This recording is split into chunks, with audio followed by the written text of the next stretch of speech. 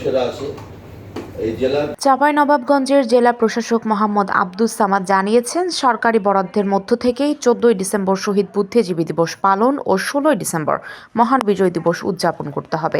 এটি সরকারি নির্দেশনা, কাজেই দিবস পালনের জন্য কোনো ব্যক্তি বা প্রতিষ্ঠানের কাছ থেকে কোনো চাঁদা বা অনুদান নেওয়া যাবে না। রবিবার দুপুর 12টায় জেলা প্রশাসন আয়োজিত শহীদ বুদ্ধিজীবী দিবস ও বিজয় দিবস উদযাপন উপলক্ষে আয়োজিত প্রস্তুতিমূলক সভায় তিনি এসব কথা জানান। এছাড়া সভায় 14 ডিসেম্বর শহীদ বুদ্ধিজীবী দিবস ও বীরশ্রেষ্ঠ শহীদ ক্যাপ্টেন মহিউদ্দিন জাহাঙ্গীরের শাহাদাত বার্ষিকী ও যথাযোগ্য মর্যাদায় পালনের সিদ্ধান্ত নেওয়া হয়। সভায় স্থানীয় সরকার চাঁপাইনবাবগঞ্জের উপপরিচালক ও সরকারের উপসচিব দেবেন্দ্রনাথ উরাও, জেলা পরিষদের প্রধান নির্বাহী কর্মকর্তা Mohammad Afazuddin, civil surgeon doctor SM. Mahmudur Rahman সহ উপজেলা নির্বাহী অফিসারবৃন্দ, সরকারি দপ্তরের কর্মকর্তা সহ বিভিন্ন পেশার প্রতিনিধিরা উপস্থিত ছিলেন। চাঁপাইনবাবগঞ্জ প্রতিনিধি মাহিদুল ইসলাম ফরহাদের পাঠানো তথ্যচিত্রে সিটিজি অনলাইন টিভি।